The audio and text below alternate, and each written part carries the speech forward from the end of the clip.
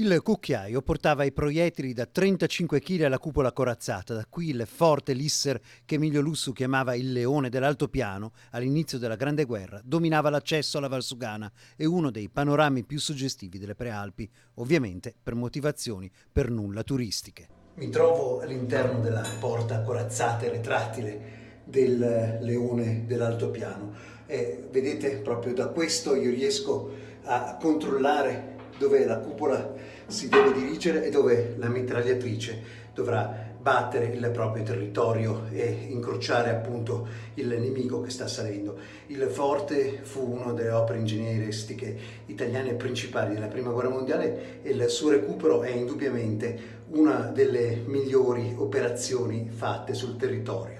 Forte Lisser sono 1633 metri sottopiano e 7 comuni. Veniva chiamato l'Unione dell'Altopiano dal libro di Emilio Lussu, Un anno sull'altopiano, costruito negli anni 1911-14 con funzioni prettamente difensive. Andiamo con la punta massima, cima 12 a Farrozzo, 2336 metri, l'Ortigara, famosa per la battaglia del 10-25 giugno 1917, Forte Verena in fondo là, che è il dominatore degli altopiani, da dove partì il primo colpo di cannone alle 3:55 del 24 maggio 1915.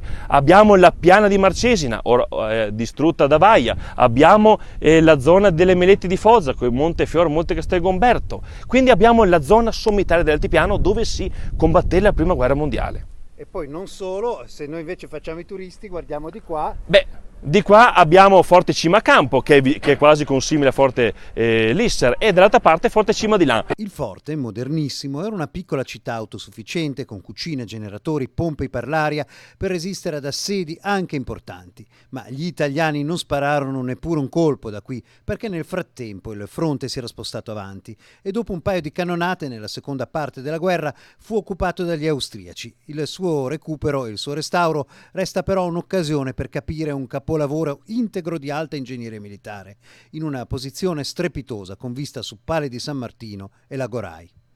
Ma le sorprese sono sottoterra, dove la temperatura è dei 6 gradi. Qui siamo all'interno della polveriera, sotto 12 metri, abbiamo oltrepassato il fossato di Gola. Questo è una bellezza architettonica unica di Forte Lisser, perché tutto quello che potete vedere è come 100 anni fa, nemmeno pulito i muri. Questo vi fa capire come lavoravano molto bene le maestranze dell'epoca. La polveriera era fondamentale in ogni forte italiano perché lì si confezionavano i proiettili da 149 mm che utilizzavano non il bossolo ma il cartoccio di balistite per i 4 pezzi da 149 mm in cui era armato Forte Lisser.